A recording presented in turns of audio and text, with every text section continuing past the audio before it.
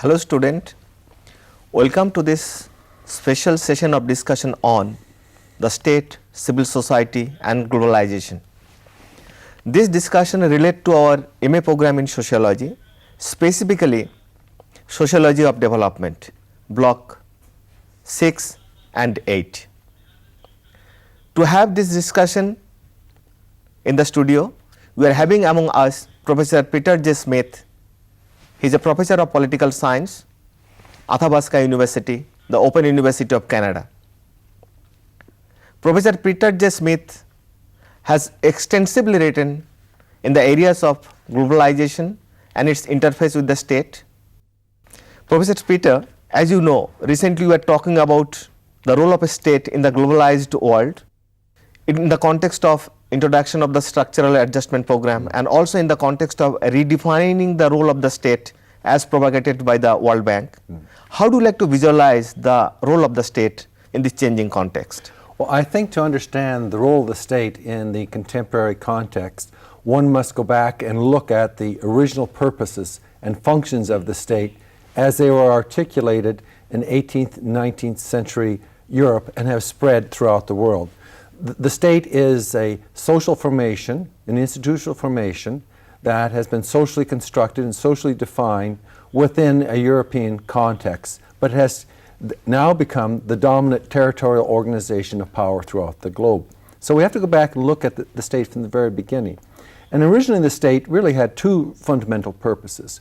One, it had to protect its citizens from disruptions and violence from within and threats from without. So it had to promote public safety. That is still fundamental today, as you know, in a world of terror, protecting one's citizens. The second critical function was the protection of property.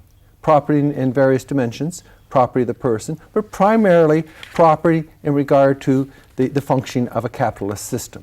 These were two fundamental functions. Now, in the 19th century and the 20th century, we had a changing function of the state.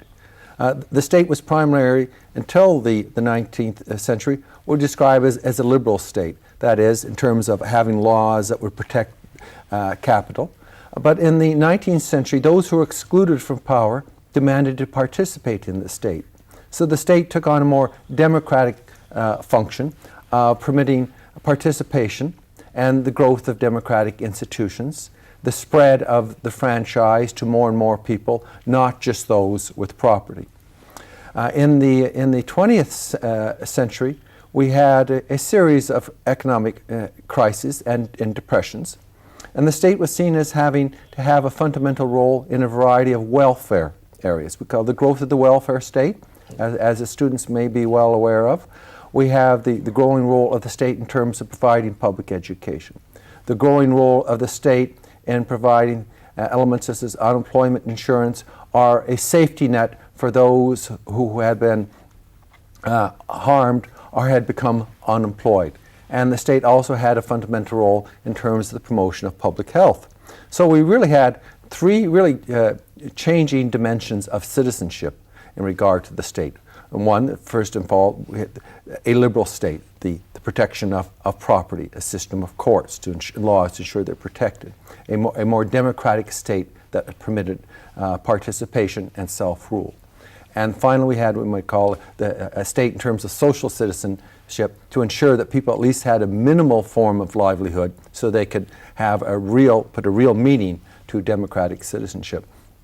Now, what has happened, started happening in the late 20th century is that the capitalist system began to enter a series of crises that then had impact on the state. The state, for most of this period, was fundamental in terms of citizenship and identity. It was a fundamental focus of politics and political activity, economic activity, and much of social activity. So we had a state-centric social, economic, and political system. In the late 20th century, in the 1980s and 1990s, there was a falling rate of profit for many capitalist firms and corporations. So they were making less. Their profits over time were falling. The state was also beginning to enter a period of crisis. the state was taking on more and more debt. The deficits were becoming larger and larger. There was more and more money being borrowed. Yeah. And the state was unable to cope.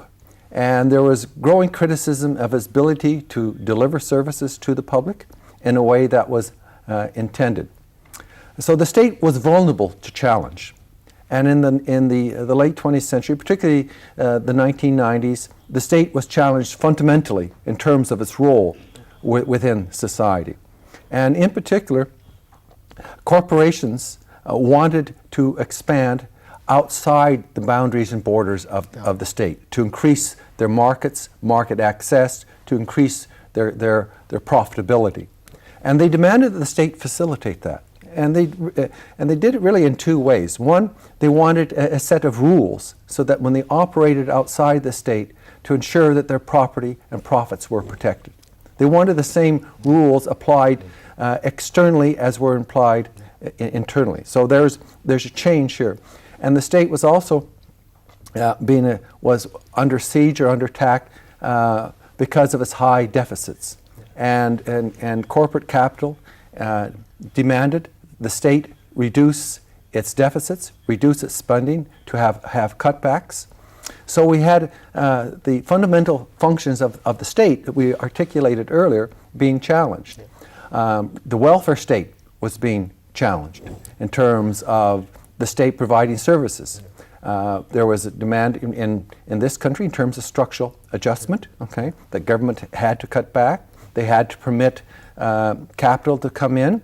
They had to liberalize, and foreign capital had to be put on the same footing as many Indian institutions, organizations, and corporations. So there was a challenge at a variety of levels in terms of economics and politics. So what you had, in essence, was a growing capacity of the economic sector, of corporations to function outside the state. And you had a gradual, what was often described as a hollowing out of the state, as many of the functions of the state began to be privatized. Yeah. So, in this context, what is very important is that as the state is not the sole agency now, right. Because whatsoever the function you pointed about the state, right. In the process of evolution, many of the role of the state is taken care of by the market now, the corporate world, the multinational agencies. In between that, there has also emerged the civil societies in the functioning of the state. So how do you place the role of a civil society in taking away some of the role of the state, both providing security in the economic terms and in social terms? Exactly. This is a logical extension of our foregoing comments. What we have now is a change. A description of the change is as follows. We have a change from government to governance. Okay? Government really refers to the institutional capacity of the state to govern its territory. It was a primary agency to deliver services and interact with society at large. With governance, we have a change in this regard. Governance comes from the Greek word meaning to steer a society. Yeah. And no longer do we conceive of the state as being the primary agency or set of institutions that steers the society. This responsibility is being divided out. It's being parceled out to multinational corporations, and to agencies in civil society. So in essence, what we have is a fragmentation of the sovereign power of the state. On the one hand, we have it going up to the level of more global institutions, such as the World Bank, the International Monetary Fund, and the World Trade Organization. We have more power flowing down below to local levels, to equivalent of your states or provinces, and down to urban areas and down to local levels. We also have it flowing out into civil society at large. Civil society defined quite broadly. I define the economy as a sphere of civil society, but also civil society in the terms of an area where we have non-governmental organizations operating. And many of these non-governmental organizations are now taking on the role of the state in delivering services. The state, many locations throughout the world, this is a general problem. The state was seen as being ineffectual, as lacking capacity, and as being seen as corrupt. Okay, so many, in many cases, in the issue of development, many donor agencies were refusing to put money through the hands of the state because most of the money was being siphoned off through corrupt officials, okay? And that money was being lost. So there was a preference, okay, for many donor agencies. There was a preference from agencies such as the World Bank, okay, to de-emphasize the role of the state in terms of the delivery of public services. That's one facet of non-governmental organizations, non-profit organizations, of delivering services. Of course, as we move through the discussion, we'll discover that there's another role of non-governmental organizations, and that is to function as advocacy of civil society, act as advocates of the people, as the state has started to shrink, has started to shrivel, and has become hollowed out, and has really stopped, in many cases, stopped listening to the population at large, that somebody has to articulate the concerns of the people. And there are non-governmental organizations who take on this role. But most non-government organizations have some role of service, and they take on some role of advocacy. So it's a continuum from greater emphasis on service to greater emphasis on advocacy. And many of these, what I describe as service non-government organizations, are little more than extensions of the state. So we have to be careful of looking at them as being fully independent of the state, as functioning within autonomous civil society, because they're funded in many cases by the state. They're funded by other states, okay? And they're funded by other institutions of governance. So they lack autonomy. So we have to be very careful in terms of how we're defining non-governmental organizations or looking at them. But what we have is really a fragmentation in terms of power in society.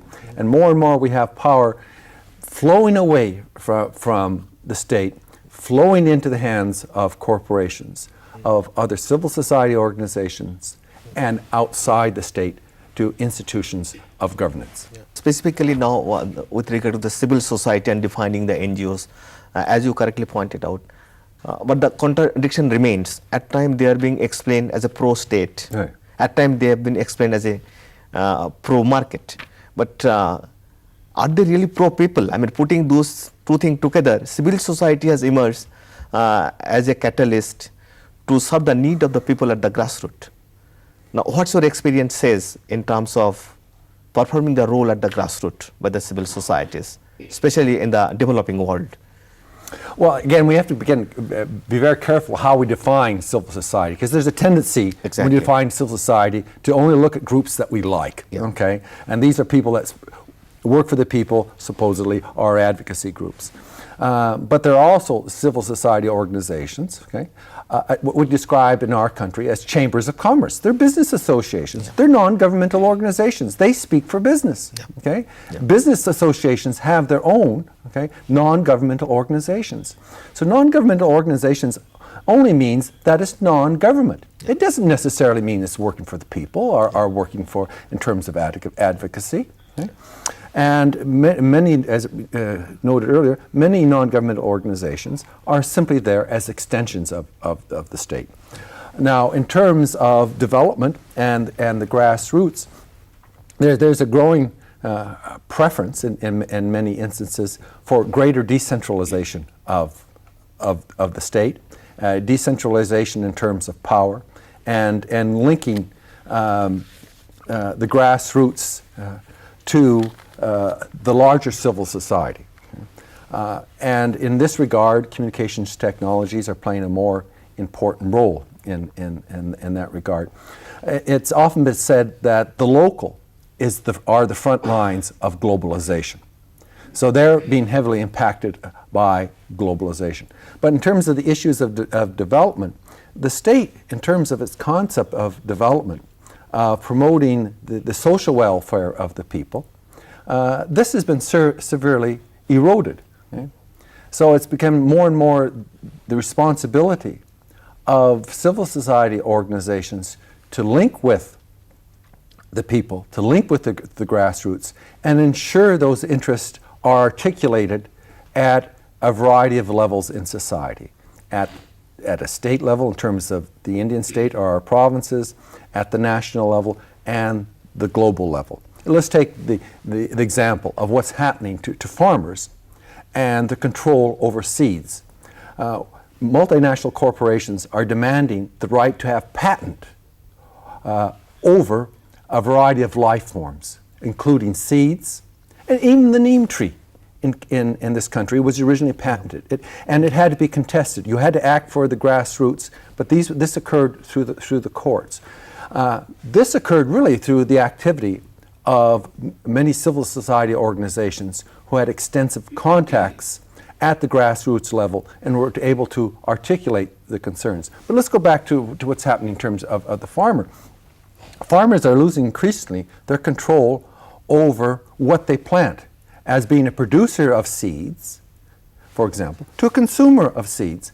And these seeds are being now produced and controlled by a handful of companies, maybe 8 in the world. A large one, for example, is Monsanto. And so the farmer is increasingly having to go to corporations, multinational corporations, who are having property control over the essence of life, not only in this country, but other countries. And we see this in terms of other aspects of food production. So it's impacting on the local level directly. It's causing in many areas a crisis in terms of farmers. The suicide rate of farmers throughout the world is increasing as they're being dislocated by the impacting forces of globalization. So the local level is, again, the front lines of the global, and there's a direct intersection, a direct collision, and many non-governmental organizations and civil society organizations are trying to act as the voice of the people to ensure that the larger society, the country as a whole, has some understanding of what's happening. But the problem really won't be solved necessarily, even at the level of the Indian national government or our Canadian national government, because power has been divided up. You have to go and function at a global level as well. So what we have really in terms of the function of politics and society, that is becoming increasingly complex, increasingly fragmented. And you have to have the ability to work at a variety of levels. You can't not just concentrate only on the grassroots per se, because the grassroots is exposed to a very turbulent world today. It is very nicely told that nothing can be explained in terms of the grassroots formation. It's very important. I want to draw your kind attention towards the World Development Summit Resolution 1995, Copenhagen. Though the civil societies are functioning in the developing part of the world, 16th, 17th century onward, but it got a momentum proliferation after this process of structural adjustment program and World Development Summit 1995. It categorically mentioned the civil society initiative are to be encouraged, number one. Number two, these are to be integrated with the initiative taken by the state. And the state should provide all the legal, constitutional and legislative framework for the functioning and enlarge the activities of the civil societies. Now, what does it mean? Does it mean the state in the developing part of the world has entered into an arena of credibility crisis? Because of this credibility crisis, the civil societies are emerging, or there is exactly a need or demand of the civil society activism at the grassroots, so they are responding to that need. And how do you like to visualize this contradictory situation? This is a very important question, and I think it has to be visualized really in a global context. You mentioned the crisis of credibility. I would describe it as a crisis of legitimacy throughout the world. All our fundamental institutions, whether it be the state, the media, the private sector in terms of corporations, are in a state of crisis in terms of how they are being approved of, are accepted by the population of the world at large. So it's a legitimacy crisis. Okay? Now it's ironic in terms of this legitimacy crisis that the set of organizations that have the greatest approval of the people of the world are non-governmental organizations. Non-governmental, not just in one country, but throughout the world. And this is very interesting in the sense that increasingly non-government organizations are being seen as the embodiment of the public interest. But I want to go back in terms of your question in terms of the assistance that the civil society should take on more responsibilities, but they should work within a framework as articulated by the state. I see this really as an attempt by the state to discipline and control civil society, to make sure it functions within bounds and is supportive of the larger global project of neoliberalism, the spreading of market ideas, and to keep this element of society under its thumb, under its purview, under control. But this is not really being accepted. There are really two forms of globalization that have been articulated. One from above, with the sense of globalization above in terms of corporate power interacting with state to set rules, to allow neoliberalization, the spread of privatization and the spread of markets. And the job of the state, in essence, is to go back to one of the original functions of the state, is to protect property, to have rules for property, and ensure there's no social disruption. So in essence, the role of the state is shriveling back to these two elements. And as you articulated, Deepal, the state is trying to ensure that its civil society organizations do not go out of control, that they're disciplined, and that they stay in their place. On the other hand, we have globalization from below, that people are increasingly able to challenge the role of the state, to contest it. And no longer do we have politics being confined to the state. We have the capacity of organizations to network, to spread beyond the state, to challenge corporate globalization at all levels. So we have really a contested element of politics. So no matter what the state says it wants, it's not being accepted by many people in society. And I would say, in effect, that the overwhelming majority of the people of the world do not accept this system of neoliberal globalization or liberalization as we describe it. There's data, and the best source for data, and I can just offer it to the students, is the World Economic Forum, that tribunal where you have all the hoi polloi, all the elite of the world meet in Davos, Switzerland. They've conducted these surveys, and I'm basing my interpretation of data on legitimacy as extrapolating from their surveys. All they have to do is student go to this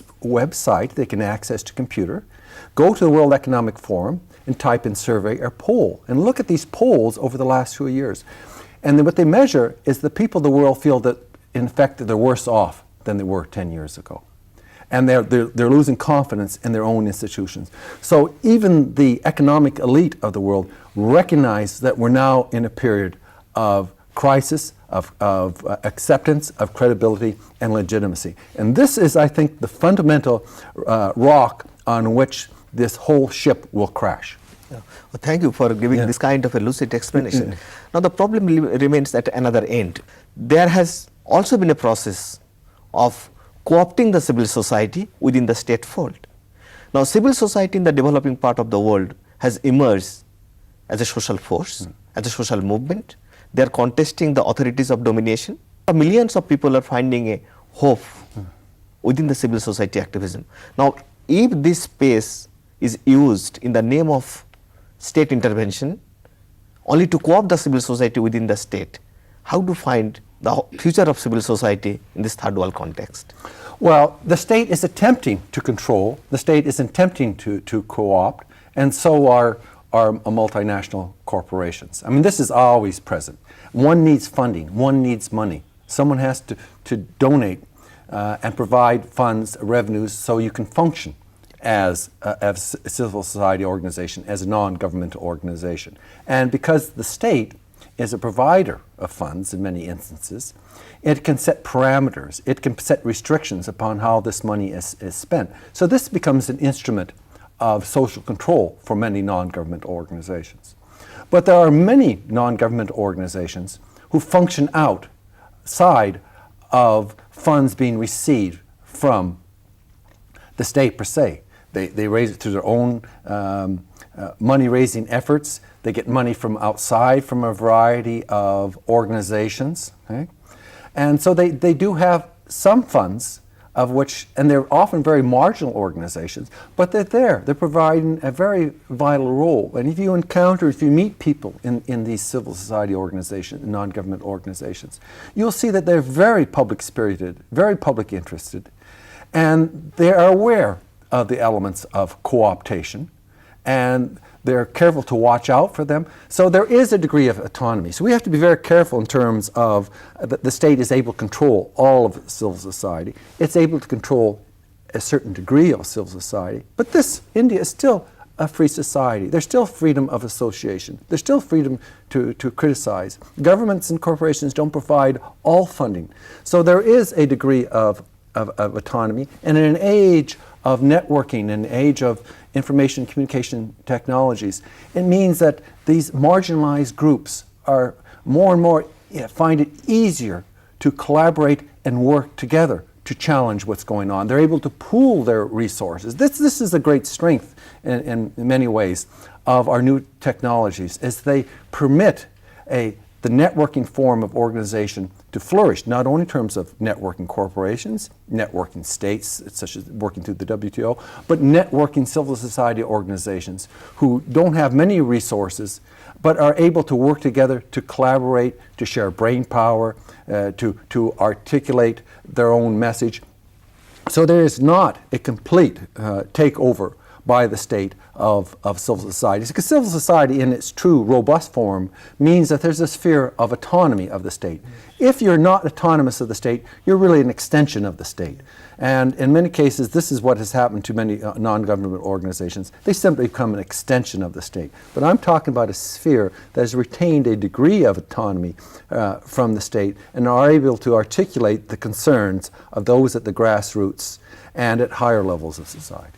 Now, very briefly, I want your reflection on this. Now that we are in an era, we can't deny the process of globalization. We can't deny the process of functioning of the state. Right.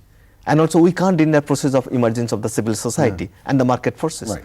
What should be the ideal local of civil society within this gamut of functioning of the state, market, and the process of structural adjustment program? The ideal function and role of civil society? I think the role of primary function of civil society is to encourage a democratic spirit within society and to bring out into society that which was hidden, to give voice to the voiceless, to make the invisible visible, so the state and corporations cannot hide from their responsibilities. If problems and issues are unknown, then society, and through its institutions of the state, doesn't have to address them. So I think there's a primary role of civil society to make sure that the needs of those who have been disempowered are re-empowered through their activities and articulated and are no longer invisible. Yeah.